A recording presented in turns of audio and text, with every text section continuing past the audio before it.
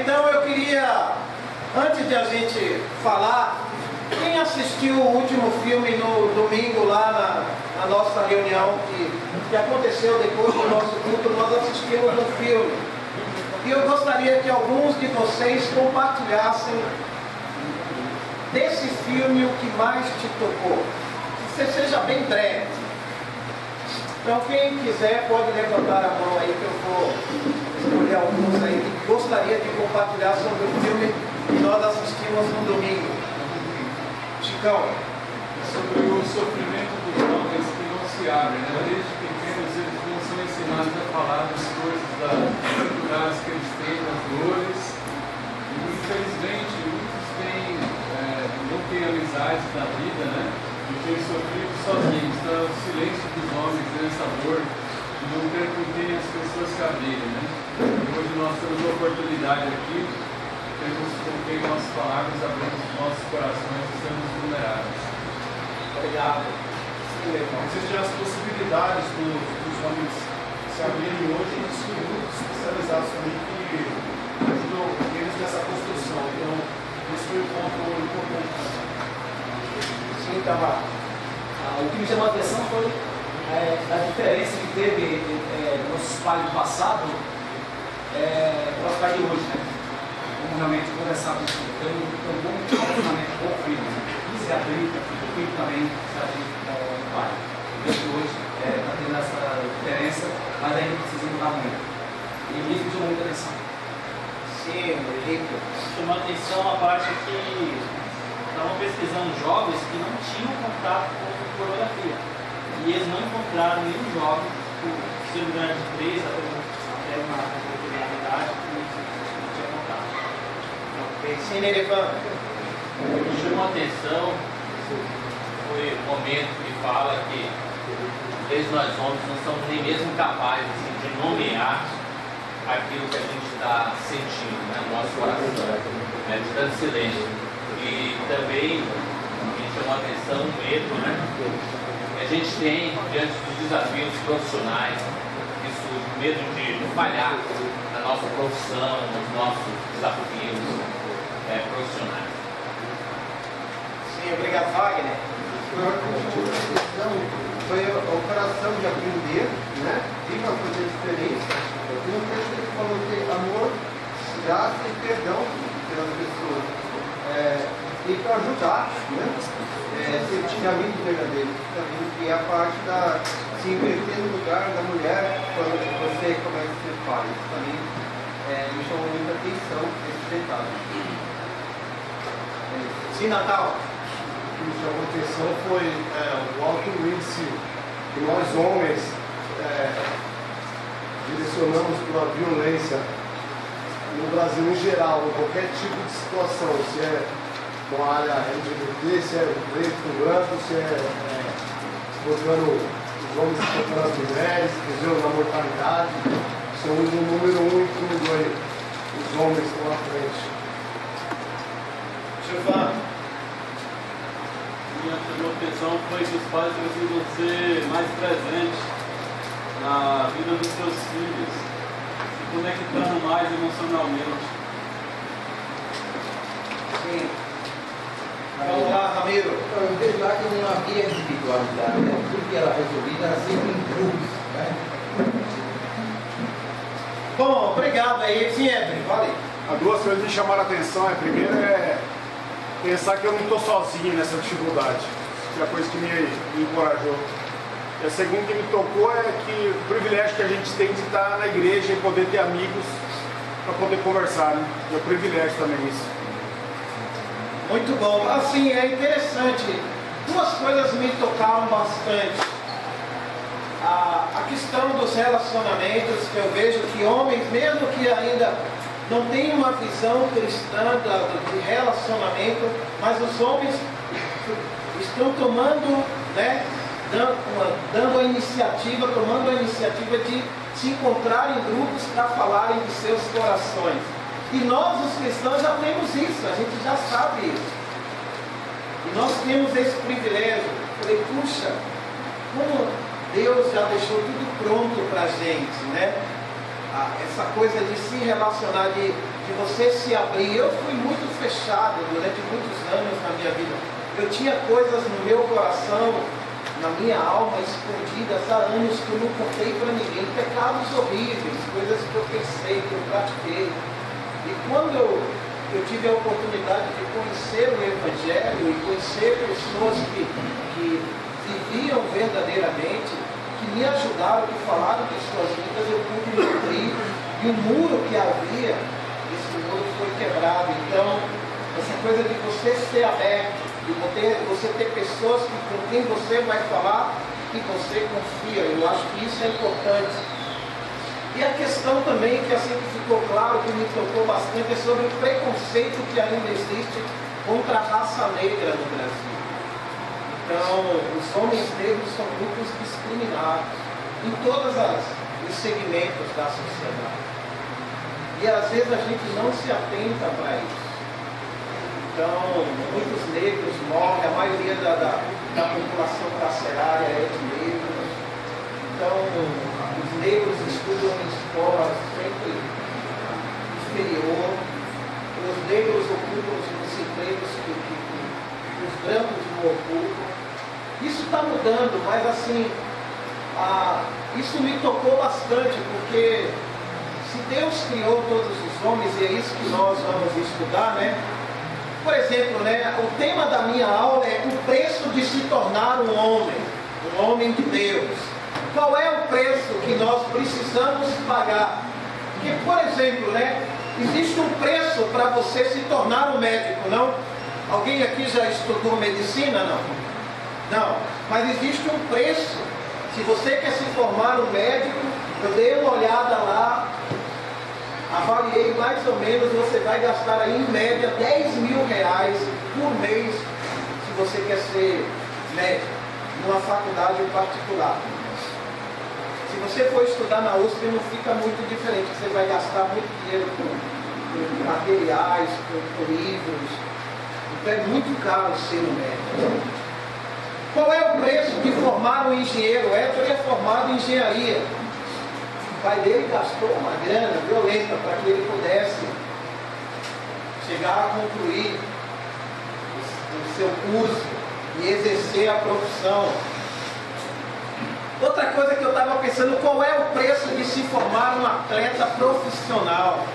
Eu já vi algumas histórias, talvez vocês também saibam de alguns casos, que meninos são pegados ainda lá na fase dos 10, 8 anos de idade, fica treinando horas e horas. Por exemplo, a seleção de ginástica do Brasil treina em média 10 horas por dia, sabe o que é isso? Para competir no Mundial, numa Olimpíada, 10 horas por dia. Então, tem que se negar, tem que renunciar a muitas coisas. A diversão, sair, comer, tudo é muito controlado. Existe um preço para se tornar um atleta profissional. Um jogador de futebol. Então, e qual é o preço, né, de se formar um homem de Deus? E eu falo com toda a minha convicção, 30 anos que eu sou um cristão, eu já convivi com vários homens nessa igreja, eu já segui, imitei o exemplo de muitos homens de Deus, e alguns não estão mais na igreja. Mas eram homens de Deus, homens fiéis, homens corajosos, homens tementes, homens que durante aquele período deram tudo da sua vida pela causa de Jesus. Eu não quero aqui julgar ninguém, mas assim, nós precisamos ser homens de Deus, senão nós podemos também, no período da nossa vida, chutar o balde e abrir mão de tudo. Por isso que existe um preço. O preço da humildade, o preço da obediência, o preço do amor, o preço do sacrifício, o preço do serviço. Então, irmãos e amigos, Deus quer que sejamos esses tipos de homens humildes, homens piedosos, Homens que vão assumir uma identidade com Deus de verdade.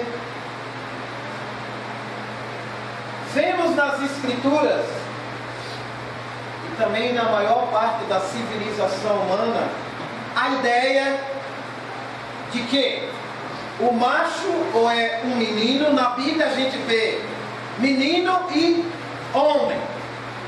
A gente não vê outra categoria. A gente vê quando se refere ao macho, ou é um menino ou é um homem.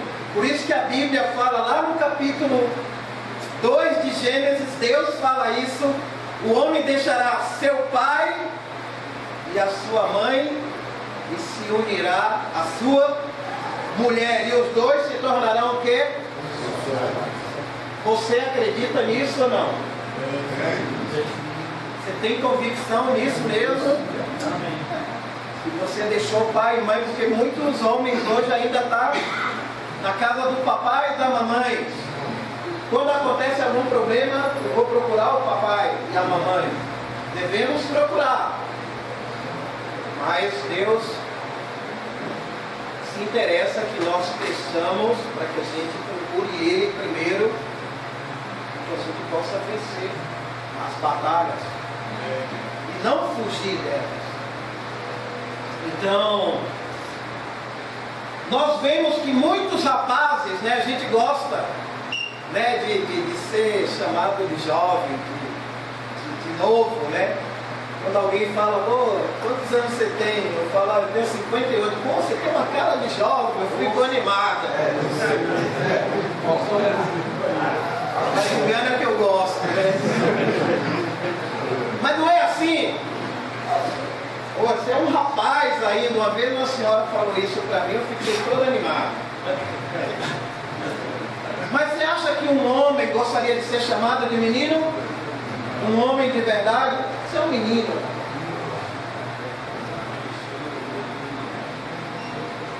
E os meninos gostam de serem chamados de meninos? Não, eles querem ser chamados de homem. Eu já sou um homem. E a gente está vivendo numa sociedade assim hoje, onde a gente não quer ser chamado de meninos, os meninos não querem ser chamados de meninos, eles querem ser chamados de homens. Bom, e o que a Escritura fala quando se refere qual é o papel do homem no plano de Deus? Qual é o nosso papel? Vamos lá para Gênesis capítulo 2, versículo 7. Quem poderia ler para mim aí em voz alta? Aí levanta, por favor. Tem aqui, ó. A escritura aí está na NVI, tá bom? Nova versão internacional. Levanta. Então o Senhor Deus formou o homem do pó da terra e soprou em suas narinas o fôlego de vida. E o homem se tornou um ser vivente. Amém. Obrigado. Então aqui, falar de homem, qual é o papel de homem? Eu acredito que o livro aborda isso. A gente tem que voltar por princípio. Quando Deus criou o homem. E é interessante que na Escritura, que Deus formou o homem. Quem criou o homem? Deus. Mas Ele formou esse homem diferente das outras coisas que Ele criou. Ele fala, haja luz, haja mar. Mas quando Ele vai criar o homem, Ele pega o pó da terra. É interessante isso, é algo mais íntimo, mais manual. E eu não sei porque esse detalhe está na Bíblia, mas a gente pode até viajar nesse versículo, que Deus forma as coisas, Ele é o Criador. E Ele pega, Ele forma esse homem. E aí a gente vê também que Ele forma a mulher. E o que Ele faz? Ele sopra nesse homem o fôlego da vida. E é interessante que havia uma ideia, antigamente, tem até uma cidade em Portugal que os homens quando morrem, as pessoas quando morrem, elas são enterradas em pé. Por quê? E acreditava-se, se a pessoa não tivesse morrido, ela poderia abrir aquela porta e sair. E aí muitos estudiosos pegavam cadáveres e tentavam colocar eles de pé, mas o corpo caía. Não ficava de pé. O que mantém o corpo de pé? É o espírito. É a alma vivente. Então quando alguém morre, ali só está o corpo, a alma não está mais. Tá? Então Deus formou o homem e soprou no homem esse espírito.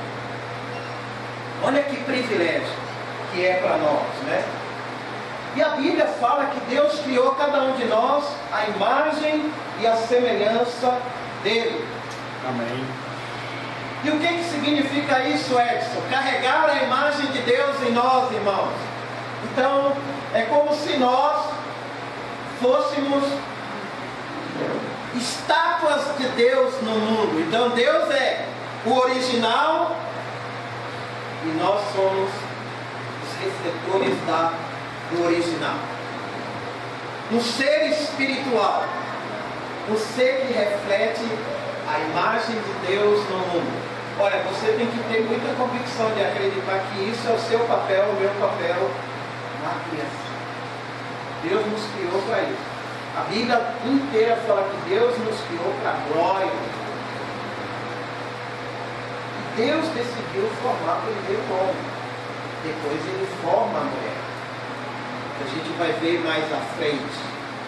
Então a primeira grande ideia sobre como que eu posso ser um homem de verdade é que Deus é a origem da vida. Quando você pega seu documento e você quer provar sua paternidade, você fala, olha, eu sou Edson Gonçalves e aqui está meu pai e minha mãe. Mas como que eu provo isso? Como que eu consigo provar? Porque eu tenho um documento. Mas aqui não tinha documento na época. Como que Adão poderia provar e Eva poderia provar que eles eram filhos de Deus? Porque Deus os criou. Vocês estão me entendendo ou não? Então cada um de nós tem um pai e uma mãe. E a gente tem orgulho de ser filho desse pai e dessa mãe. Mas o pai que criou todos nós é o Pai Celestial. Isso é muito importante se a gente quer ser homens de verdade. A segunda grande ideia, depois de ter criado o homem, em Gênesis 2, versículo 15, quem poderia ler para mim? Só o versículo 15.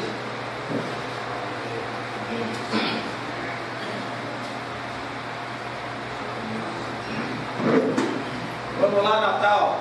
O Senhor Deus colocou o homem no jardim do Éden para cuidar dele, cultivá-lo. Só isso aí. Então, depois de formar o homem, criar o homem, qual é a segunda ideia de Deus? Dar ao homem o quê? Trabalho. Sabe uma coisa que eu já passei na minha vida e talvez algum de vocês estejam. Você já passou. Um homem que não trabalha, muitas pessoas não respeitam isso. Você pode até ser um homem ignorante, um homem grosso, mas um homem que não trabalha tem dificuldade de conquistar o respeito. Você vê que Jesus, quando começa o ministério dele, ele vai chamar primeiro quem? Os pescadores. Os caras estão fazendo o quê? Trabalhando, duro. E aqui Deus deixa bem específico que Deus colocou o homem no jardim. Eu gosto da ideia que a história humana começa no jardim. Por isso que a gente gosta de muito ir para o meio da natureza, ir para a praia. Todo mundo aqui tem aquela ideia. Eu sempre tive essa ideia, ainda tenho. de morrer perto da praia, sabe? Morando numa casa perto da praia. Eu não sou muito chegado a mar, mas amar eu sou. Uma vez eu estava conversando com o irmão e ele falou, pô, eu queria que Deus me mandasse para uma missão lá em Petrópolis, no Rio. Eu falei, você não quer mais nada também. Lá nas montanhas de Petrópolis. E se ele te mandar lá para Mumbai, lá na Índia, Bangladesh, você gostaria de ir para lá, né? A gente quer o jardim, é um lugar tranquilo. E às vezes a gente tem essa necessidade de ir para a natureza. Jesus fazia isso. Ia para o Monte das Oliveiras orar. Então, mas eu gosto da ideia da história da humanidade começa no jardim. Não existia carro, não existia internet, não existia armas, não existia toda essa parafernália que hoje a gente tem. E segundo a Bíblia, o homem era feliz, morando no jardim. Adão não sentiu, a gente não vê na Bíblia ele reclamando por uma esposa. Mas Deus percebeu que não era bom o homem viver só. Isso aqui é um princípio importante sobre o filme que nós comentamos. E eu acredito que homens solitários, homens que não conseguem ter abertura de coração com outros homens maduros, pessoas de confiança, esses homens têm um potencial muito alto de um momento da vida dele abandonar a fé. Ou fazer qualquer besteira, mesmo sendo não sendo cristão. Porque a nossa mente, a mente do homem, trabalha constantemente. Então nós, como homens de Deus, precisamos trabalhar duro. Olha o versículo 18, o que fala aí. Vamos ler lá. Gênesis 2, 18. Poderia ler, Helena, por favor, só o 18. Então o Senhor Deus declarou: não é bom que o homem esteja só. Farei para ele alguém que o auxilie e corresponda. E é interessante isso aqui, né? Porque a Bíblia enfatiza a importância do trabalho na vida do homem, que carrega essa imagem de Deus, mas Deus percebe algo. Não é bom que o homem viva só. Isso aqui é um princípio, não quer estar relacionado somente com ter uma esposa, ter uma companheira. Homens solitários, homens que não têm amigos. Porque se você não tem amigos homens, você vai ter muita dificuldade para ser amigo de sua companheira.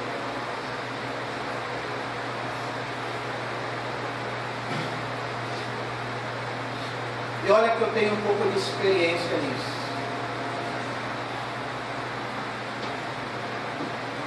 Homens que têm dificuldade de se relacionar com outros homens, que são, nós temos muita dificuldade de se abrir. Eu tenho. Vou falar do meu coração. Às vezes minha esposa fala, olha, é difícil tirar algo de você. Mas eu estou aprendendo. Hoje eu estou triste, hoje eu não estou bem. Hoje eu não queria fazer nada, mas eu sei que como homem de Deus, como pai, como marido, deixa eu falar para vocês, homens, sabe o que a sua esposa, para você que é casado, precisa ver em você? Um homem que o ama. De verdade. Você fala lá, não, mas eu coloco a comida dentro de casa, eu pago as contas. É verdade, é nosso papel, Deus deixou claro, trabalhar duro. Se você não ama sua mulher, se você não passa tempo com ela, se você não se preocupa com a vida espiritual dela, se você não tem tempo com outros casais para ajudar você e ela, você corre risco. Estou falando como um irmão de vocês. Eu já tive períodos na minha vida que eu pensei em trair minha esposa, com amigas de trabalho. Eu queria chutar o balde, falar, não dá mais viver esse relacionamento. Eu estava me sentindo muito pressionado. Então, os homens, quando eles estão vivendo em momentos de pressão, eles precisam de amigos ao redor deles. Amém. Eles possam buscar ajuda e glorificar a Deus. A gente vê isso nas Escrituras, está bem claro. A gente já estudou sobre isso. E quando o homem é assim, a sociedade é beneficiada, a família vai ser beneficiada, e o homem compreende mais o seu papel na sociedade. O que é a sociedade? A sociedade é cada família. Cada família tem lá a imagem de Deus dentro dessa casa. Imagina, a Terra hoje tem quase 7 bilhões de habitantes. Imagina 7 bilhões de habitantes refletindo no mundo a imagem de Deus. E esse foi o propósito inicial. Depois da queda, o homem se corrompeu, se rebelou, se afastou de Deus. Bom, eu queria trazer uma frase aqui sobre o Catecismo de Westminster. O que isso representa? Houve uma época na história que vários cristãos de várias partes do mundo se reuniam para uma conferência para definir algumas coisas sobre a vida cristã e também sobre qual é o propósito da existência humana. Homens de Deus, homens inteligentes. E eles se reuniam, ficavam vários dias reunidos, orando, estudando a Bíblia e debatendo. E aí eles chegavam a algumas decisões. E numa dessas reuniões chegaram a uma frase para definir qual é o papel nosso na história humana. Fala assim: qual é o fim principal do homem? É a pergunta feita nesse congresso. A resposta é: o fim principal do homem é glorificar a Deus e gozá-lo para sempre. Existe no coração de cada homem que Deus colocou em seus seios algo eterno. E o que é eterno nunca poderá ser preenchido por aquilo que é terreno. Só Deus pode preencher. Por isso que o Eclesiastes ali, no livro do Eclesiastes, Salomão corre atrás de várias coisas. Uma época da minha vida, eu quero ser rei, se tornou rei. Eu quero construir um palácio, agora eu quero ouvir os melhores cantores, fez as melhores festas. Agora eu quero experimentar todo tipo de mulher. E aí foi correndo. Mas chegou um momento que ele falou, tudo era como uma ilusão, correr atrás do mundo. Essa história está na Bíblia para a gente não fazer o mesmo que Salomão fez. Que ele perdeu. Ele começou bem com Deus, mas perdeu o propósito, a essência. E deixa eu falar aqui algo para vocês. O homem só estará satisfeito quando a sua satisfação estiver em Deus. Amém. Esse livro aqui, é de Aidan Wilson Todd. Eu também estou lendo ele. E ele fala aqui, em busca de Deus, minha alma anseia por ti. Eu queria compartilhar algo aqui que ele fala aqui sobre a bênção de não ter nada. Ele pega Mateus capítulo 5, versículo 3, bem-aventurados os pobres de espírito. E o que ele fala aqui? Antes de criar o homem sobre a terra, primeiro o Senhor Deus preparou sua chegada, criando um mundo de coisas úteis e agradáveis para seu sustento e deleite. No relato da criação em Gênesis, tudo isso é tratado como coisas. Elas foram feitas para o proveito do homem, mas sempre se pretendeu que fossem exteriores e subordinadas a ele. No fundo do coração do homem havia um santuário onde somente Deus era digno de entrar. Em seu interior havia Deus. Fora dele, 1000 presentes com que Deus generosamente o fartara. Mas o pecado introduziu complicações e converteu esses mesmos presentes de Deus em fonte potencial de ruína para a alma. Então ele fala sobre a bênção de não ter nada, e é isso mesmo. Sabe o que a gente tem? Tudo que nós recebemos vem de quê? De Deus, que são as coisas. Ele deixou o mundo já aí criado para a gente desfrutar dele. Mas o que aconteceu com o pecado? As coisas tomaram o lugar de Deus. E aí coisas a gente pode estabelecer várias coisas. Sexo, dinheiro, poder, fama, egoísmo. Olha que interessante. João capítulo 5, versículo 17. Vamos ler esse versículo. Você poderia ler para mim só o versículo 17?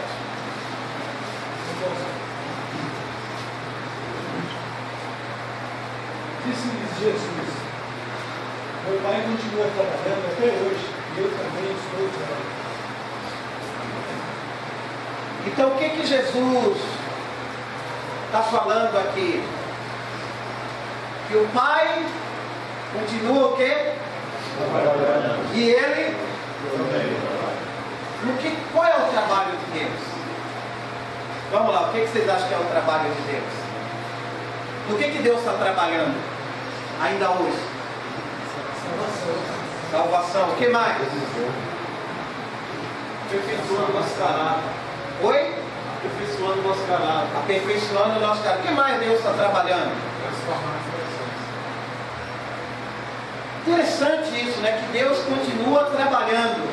Agora a pergunta é: Deus continua trabalhando, Jesus continua trabalhando, e o homem? E nós? Estamos trabalhando?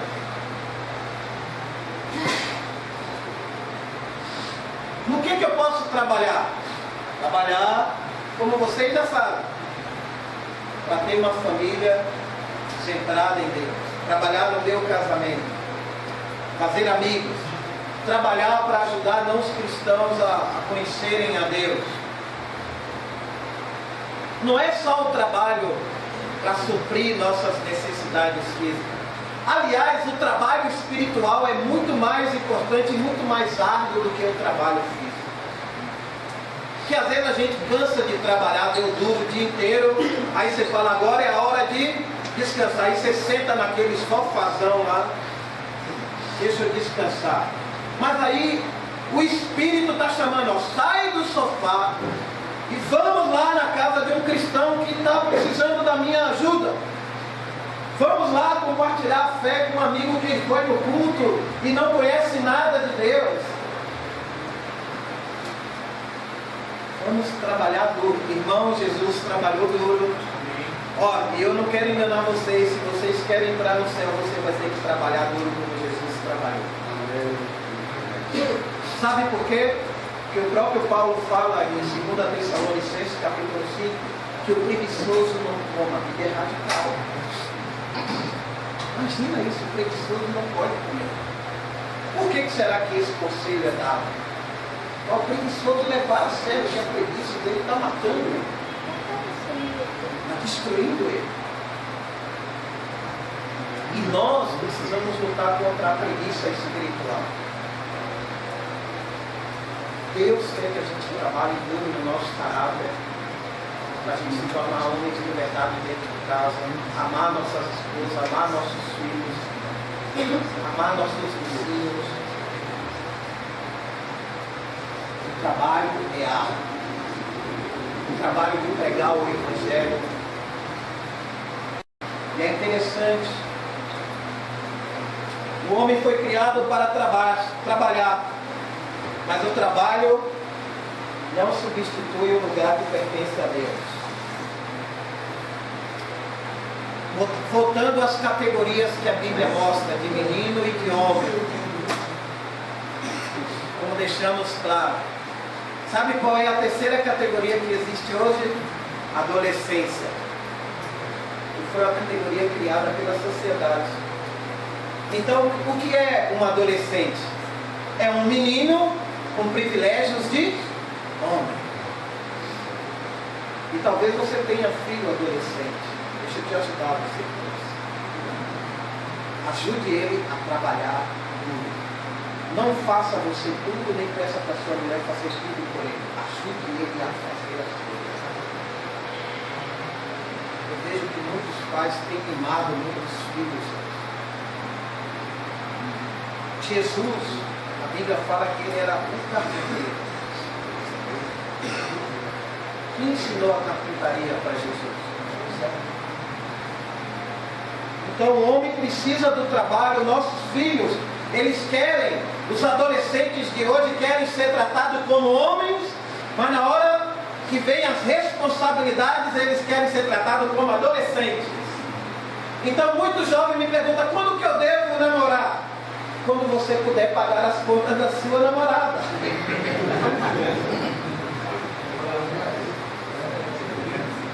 Não é o papai e a mamãe que tem que pagar a saída sua. Seu telefone é você que tem que pagar.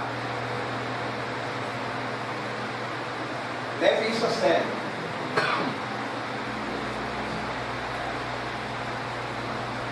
E assim, na fase da adolescência, hoje eles experimentam coisas maravilhosas.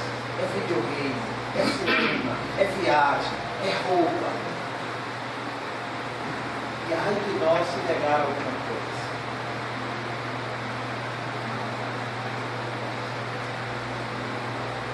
Talvez você seja um homem que está no espírito de adolescência. Você quer tudo. Quer de Deus atenção, quer de Deus amor, quer de Deus cuidado. Mas você não quer pagar o preço. Não quer trabalhar duro. Homens de verdade, irmãos, vai ter que trabalhar. E a igreja precisa de homens assim. Alguns terão que morrer para outros nascer. Quando eu falo morrer espiritualmente, como Jesus morreu. Um trabalho negligente, um trabalho preguiçoso, um trabalho não glorifica a Deus, a gente não vai vencer essa batalha. E a gente não vai fazer aquilo que Deus nos criou para fazer. Então vamos lá, ser homens de verdade. Eu queria chamar vocês agora aí para Gênesis 2, versículo 20. Vou estar lá para o início.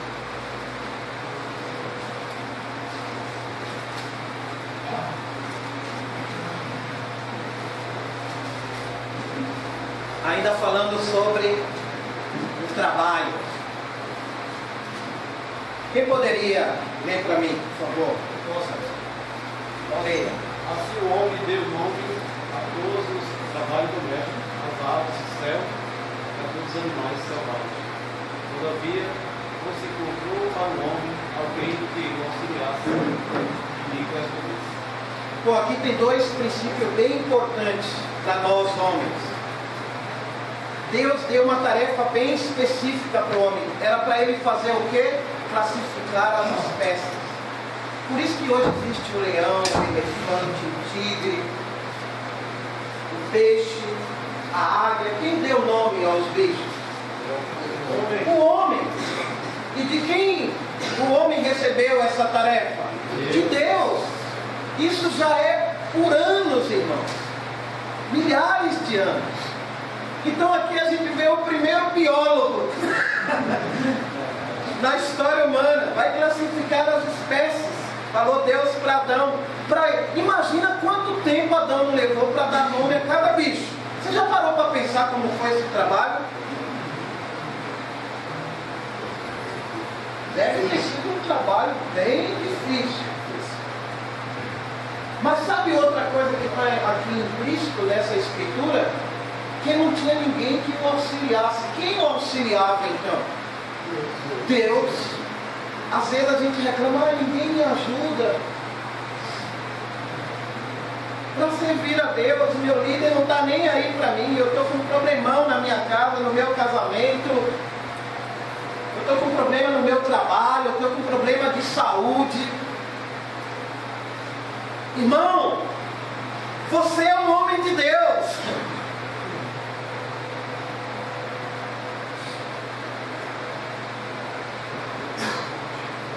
Eu não quero ser movido pela fé dos outros, eu quero deixar os outros me influenciar.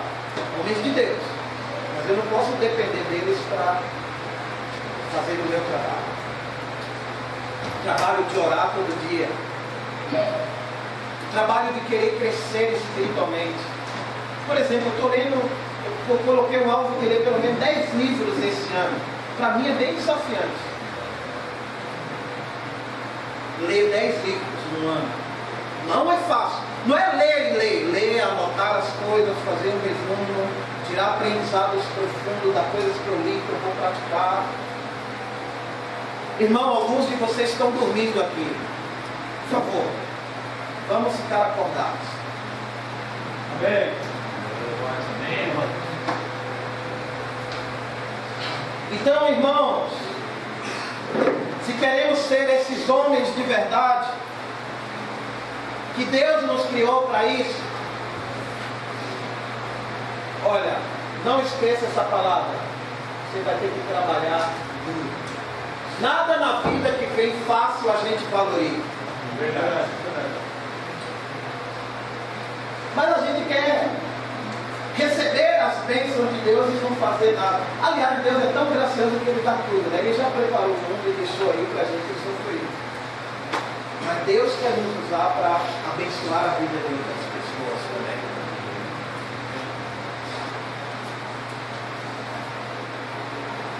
Sabe o que cada um de nós é aqui? Jardineiros de Deus. Que semeia, essa coisa de cultivar e cuidar. Olha só, duas palavrinhas diferentes. Cuidar e cultivar. Casamento. John Piper, no livro dele sobre esse breve casamento, ele fala que casamento um dia vai acabar, não é eterno, mas Deus é, e a nossa alma também. Porque às vezes a gente fica tão focado só no casamento também, de cuidar só do nosso casamento. E o hábito negligencia outras coisas. E ele fala do breve casamento. Um dia primeiro, a mulher ou o homem vai morrer. Acabou. Partiu. Mas ele fala sobre casamento, ele compara a um jardim. Você gosta aí de um lugar onde o jardim é mal cuidado? Não. A gente quer ver um jardim bonito, bem cuidadinho, as flores lá. E o jardineiro vai lá e vai tirando as ervas daninhas, vai tirando os bichos que vão crescendo ali. E tem momentos que o jardim vem as tempestades, as chuvas grossas, e aí cria uma bagunça no jardim. Aí ele fala que às vezes quando vem essas tempestades do casamento, sabe qual é a primeira decisão de alguns homens? É arrancar as flores e plantar outras. Ele fala, termina um relacionamento com essa mulher, vou começar outro. E é nesse momento o homem humilde, o homem piedoso, o homem de Deus, em vez de ele arrancar as flores, ele vai o quê? Regar.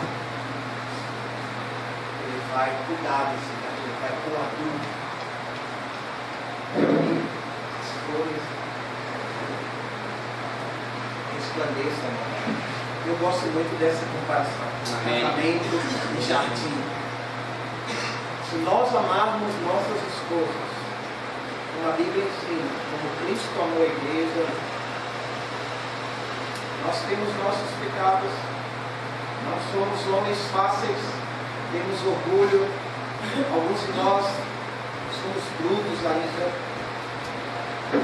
uma mulher, alguns de nós vemos muito defeito na nossa esposa, é difícil elogiar ela. É difícil você levar ela para passear, para sair com ela. Para alguns de nós isso é muito difícil. Para trabalhar você trabalha duro, mas não é só trabalhador.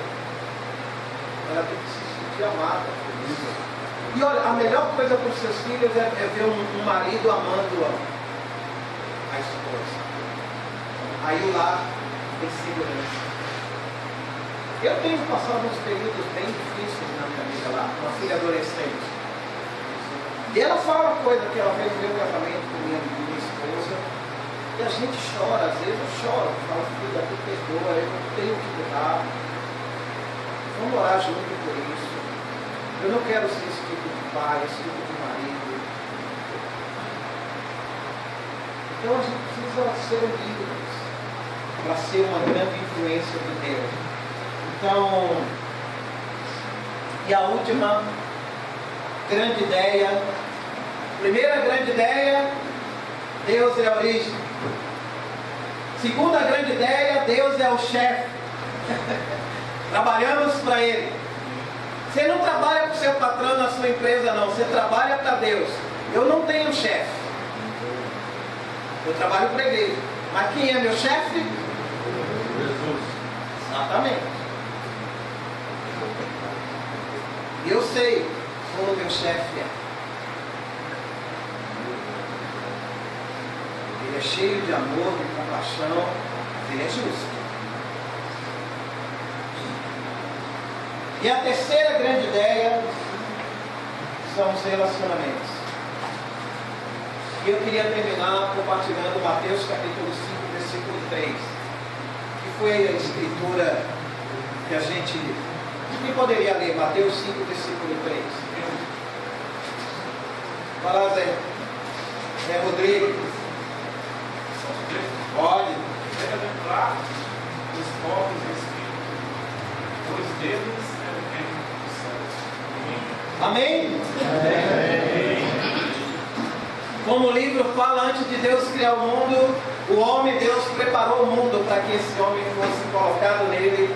E o homem recebeu um mundo fantástico, uma terra fantástica, cheio de coisas agradáveis.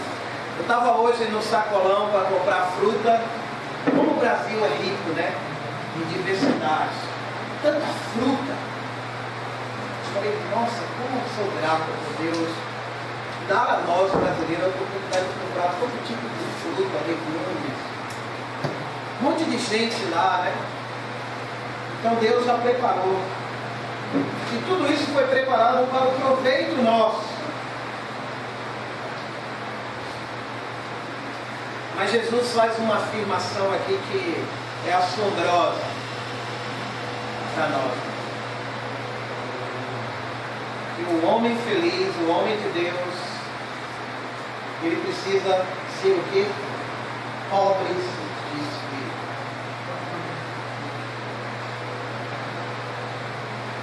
Pobres de espírito. Isso me entrou como uma espada no meu coração. Ser pobre de espírito. Isso é fácil de falar. Quão difícil é viver. Às vezes. O que ele está dizendo? Felizes, que bem-aventurados tem a ver com felicidade, são aqueles que reconhecem sua pobreza. Que é pobre. Mas sabe o que nós, homens, fazemos? Esse celular é meu. Aquele carro ali, aquela moto ali é minha. Nada é seu. Nada é meu. Somos miseráveis e pobres. Deus deu tudo. Deus criou tudo. Abençoados são os que sabem que não tem nada. E que pensam não ter nada.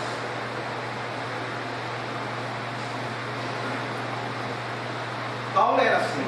Ele aprendeu a estar bem em duas situações. Tendo muito, pessoa, homem de Deus, ele atinge esse nível de espiritualidade, de amor, de discernimento, de conhecimento.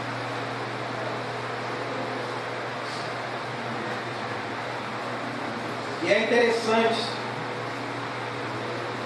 que os pronomes, né, meu e minha, parecem bastante inocentes quando a gente fala deles. É meu. Mas no fundo lá um pouco de orgulho. Essa mulher é minha. Essa família é minha. Esse emprego é meu. O dinheiro que eu tenho é meu, eu que conquistei. Olha, deixa eu te falar. Você ainda pensa assim, e isso entrou como uma espada no meu coração. Nada é meu. Olha como seria a gente poder falar, tudo é nosso. Como seria mais fácil. Mas a gente põe lá, é meu, é minha. Então os presentes de Deus têm ocupado o nosso coração hoje. E têm invertido as coisas. Trocamos a glória de Deus por coisas que são inúteis, coisas que o mundo inteiro está buscando, que não satisfaz a alma. Jesus falou assim, ó, não precisa ler. Pois quem quiser salvar a sua vida perderá, mas quem perder a sua vida por minha causa a encontrará. Então Jesus está falando que coisas atrapalham a gente de crescer espiritualmente, coisas atrapalham a gente de seguir Jesus e coisas podem nos impedir de entrar no céu. Isso é muito sério. Coisas são coisas secundárias. As coisas primárias. Deus, meu amor a Ele, meu amor à minha família, meu amor aos meus irmãos na fé e meu amor aos perdidos. São as coisas mais importantes da vida de qualquer homem. Bom, irmãos, se nós queremos caminhar para sermos homens de verdade,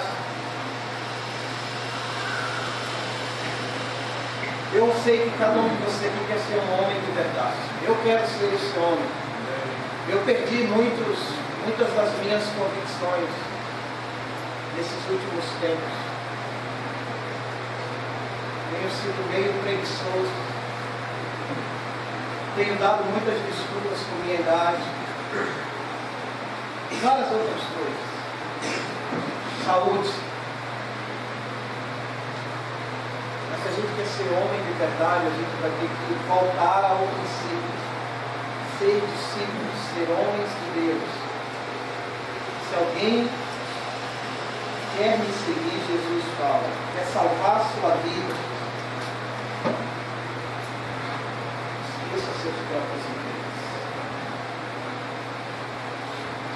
Isso parece tão real, mas muitos de nós não estamos vivendo essa realidade. E eu queria terminar fazendo uma oração que eu peguei do livro.